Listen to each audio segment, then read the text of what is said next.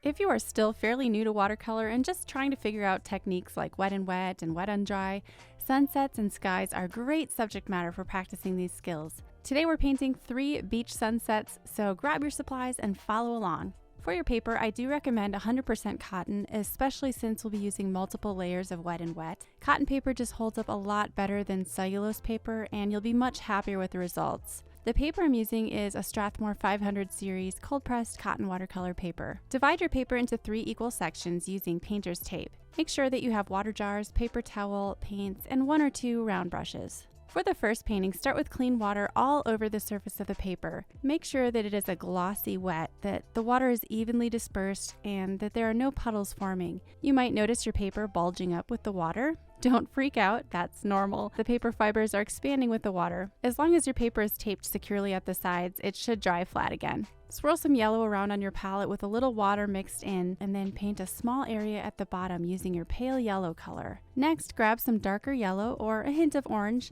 and intensify the color towards the bottom using smooth side-to-side brush strokes. For the center of the painting, we're using pink. I have quinacridone rose here. Again, moving the brush side to side, smoothing out any streaks as they appear, and bringing the pink color right up next to the pale yellow. I add one little overlapping pink cloud halfway across the yellow.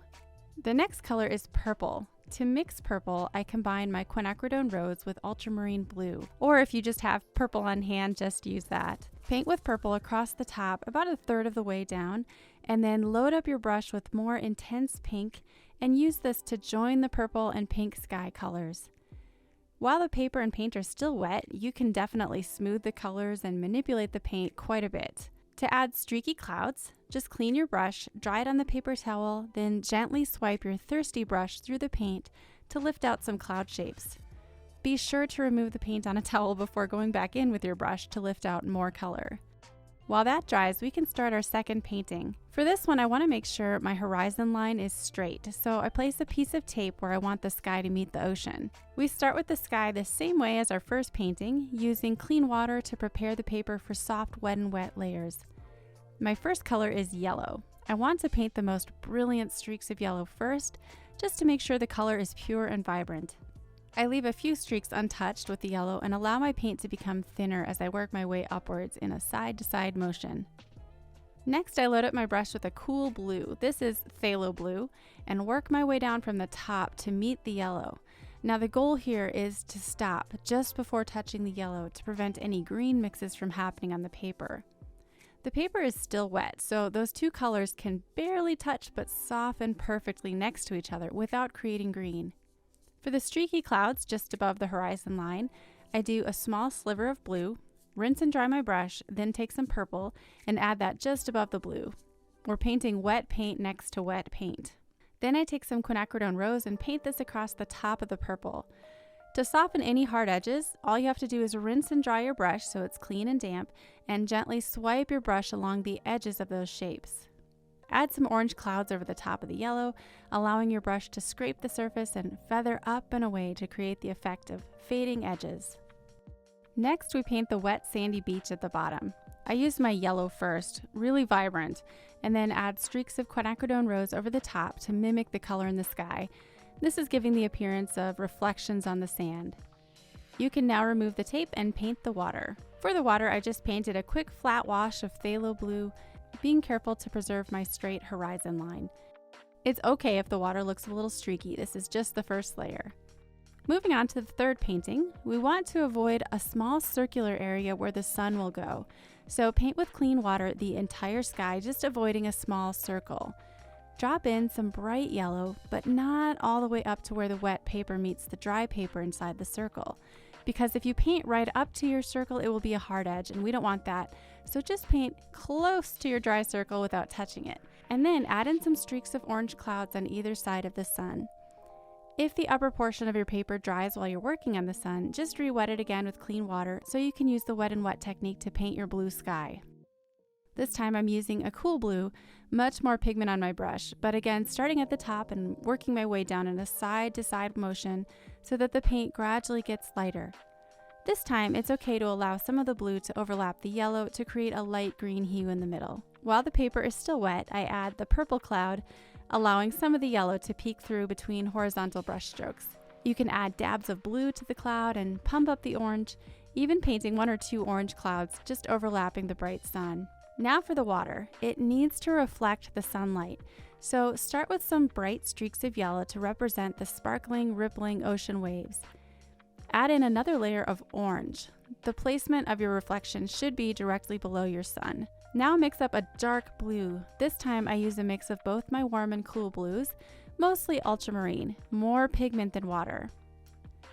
Paint the dark blue water using the pointed tip of your brush to paint around those yellow streaks of sunlight on the water. If a little bit of overlap happens, that's okay, because the reflection will need to be a little bit smaller and tighter anyway. Use more of the belly of the brush to paint larger areas, and as you approach the reflection, move your brush more carefully in a horizontal motion towards the center. For the bottom portion of the painting, I want it to be really dark, like a vignette, so use indigo or some other really dark blue here. Then go back in and add dark waves with your indigo to add movement to the water, and continue to tighten up the shape of the reflection. You can also add little mountains to the horizon, but the key here is to create a stark contrast between the dark water and the brilliant reflection, so it almost feels blinding to look at. Add a few more brush strokes of pure warm yellow. What I'm using is Holbein Permanent Yellow Orange to really make it look like it's glowing. We'll call that one finished. Coming back to our purple sunset, I want to boost the color a little bit more. Now, since the paper has completely dried, it's safe to add another layer wet and wet.